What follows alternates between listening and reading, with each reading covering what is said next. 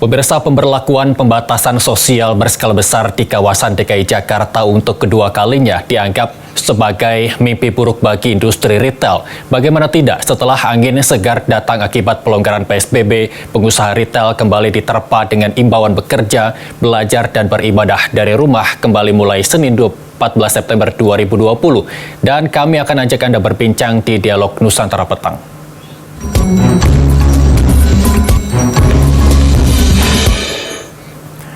Sudah bergabung bersama kami Wakil Ketua Umum Asosiasi Pengusaha Retail Indonesia, Fernando Repi. Halo, selamat petang Pak Fernando. Selamat petang Mas Irsal. Pak Fernando, 14 September 2020, hari Senin, rencananya Gubernur DKI Jakarta Anies Baswedan akan kembali memberlakukan PSBB ketat. Tanggapan dari Aprindo sendiri seperti apa, Pak? Ya, pada dasarnya kami, jika memang itu diberlakukan, tentunya kami sangat mendukung ya, dengan artian bahwa ini tentunya menjadi satu keprihatinan juga buat kita semua jika memang dengan alasan bahwa tingkat kenaikan penderita COVID itu semakin tinggi. Tapi yang paling penting buat kami adalah bahwa kami inginkan menyorakan kepada pemerintah Provinsi DKI untuk tidak mengurangi jam operasional dari retail modern. Karena saya dapat memastikan bahwa seluruh anggota retail Aprindo itu menjalankan protap COVID-19 dengan sangat ketat dan terukur.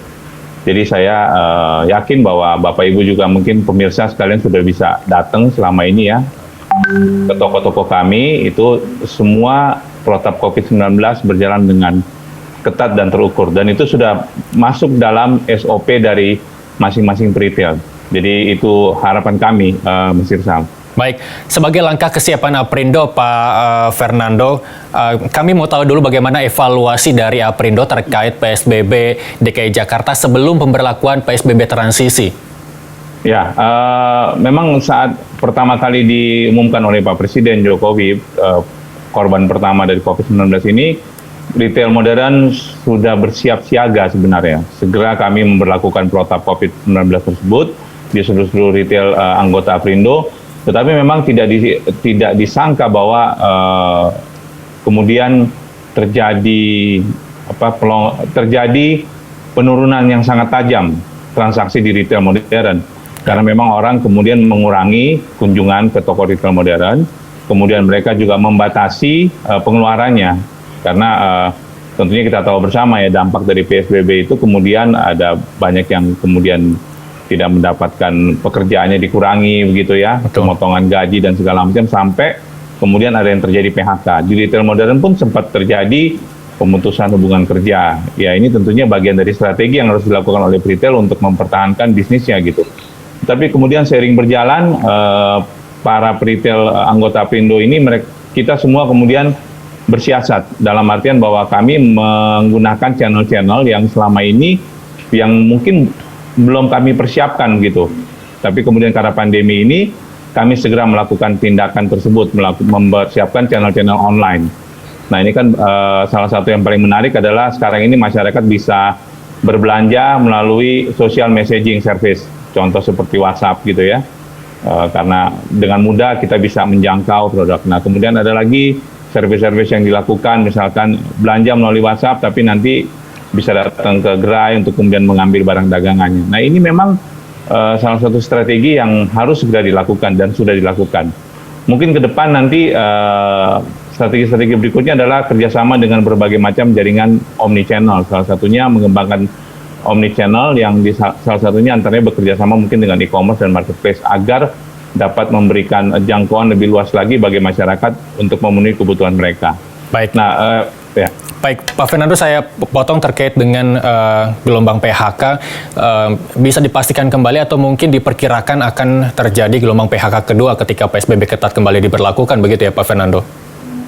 Iya, tentunya kami tidak pernah berharap ya bahwa alternatif terakhir itu pemutusan hubungan kerja. Makanya kami berusaha di retail modern sendiri secara anggota kami itu melakukan efisiensi yang sangat baik dan kemudian membuka jaringan-jaringan penjualan yang tentunya diharapkan dapat kembali mendorong transaksi serta penjualan. Ya. Kalau di PSBB pertama memang sempat terjadi beberapa kasus-kasus pemutusan hubungan kerja Dan itu tentunya kami tidak ingin berharap seperti itu. Untuk itu tadi saya tekankan sekali lagi bahwa kami mengharapkan kebijakan dari pemerintah Provinsi DKI Jakarta agar retail modern tetap diberikan kesempatan untuk beroperasional secara normal. Baik, Pak Fernando, beban yang ditanggung anggota Anda di Aprindo, para pengusaha retail ketika PSBB diterapkan itu apa saja, Pak? Ya, sampai dengan Maret itu, dari awal Maret sampai dengan Agustus akhir atau September awal itu penjualan retail modern itu tertekan sampai hampir mendekati 50% dari total penjualan dibandingkan tahun sebelumnya. Itu untuk retail groceries atau retail pangan, makanan, minuman ya. Tetapi yang lebih parah lagi sebenarnya retail pakaian, food, fashion retail, itu tertekan hampir 80% karena mereka selama PSBB hampir satu setengah bulan itu mereka tutup, tidak bisa beroperasional sama sekali. Nah, sebenarnya pada masa PSBB transisi sudah mulai kelihatan pertumbuhan yang makin baik, ini kan. Tetapi ya sayangnya kita harus kembali lagi masuk ke dalam PSBB yang kedua di Jakarta. Tetapi kita yakin dan kita juga tetap harus optimis ya bahwa tentunya jika ini diterapkan ini kan menjadi PSBB yang terakhir gitu.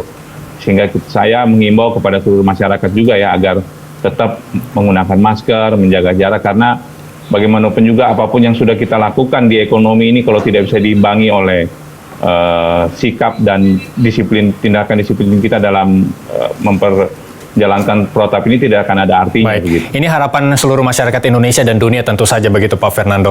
Pak Fernando, untuk bertahan begitu bagaimana para pengusaha retail berstrategi ketika nanti PSBB mengharuskan para pengusaha retail menutup tokonya begitu karena terkecuali retail-retail yang berhubungan dengan kebutuhan pokok yang boleh kembali tetap beroperasi begitu Pak Fernando.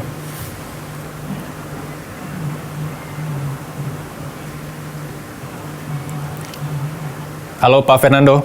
Ya, halo. Ya. Saya dengar Mas Irsal. Baik. Untuk bertahan strateginya seperti apa? Mungkin anggota Anda diberikan referensi paling tidak bagi mereka-mereka yang harus terpaksa menutup retailnya, kecuali retail yang berhubungan dengan kebutuhan pokok yang boleh tetap beroperasi. Ya, bagi salah satu jalan yang selama ini kami diskusikan juga di internal kami di Aprindo bahwa kolaborasi itu menjadi satu yang kata kunci keharusan ya dalam situasi seperti ini. Jadi kolaborasi itu seperti apa? Yang paling penting adalah bagaimana kita memadukan antara penjualan online dan offline. Ini yang tadi saya sampaikan dalam bentuk omnichannel gitu. Jadi retail-retail anggota Aprindo yang kalau berjaring nasional saya rasa sudah melakukan strategi omnichannel ini. Tapi retail-retail lokal yang ada di Jakarta juga ya, itu secepatnya atau segera mungkin untuk bermitra dengan pelaku omnichannel, bisa membuka tadi gerai mungkin di marketplace atau gerai di e-commerce, sehingga akhirnya masyarakat dengan mudah dapat menjangkau toko-toko mereka. Baik, Pak Fernando, sayang sekali waktu kita terbatas, tapi terima kasih sudah bergabung bersama kami di Dialog Nusantara Petang menggantikan Pak Ketua Umum ya. Salam dari kami Pak Fernando untuk Pak Roy Nicholas Mandey. Ya. Terima kasih, Mas Susam.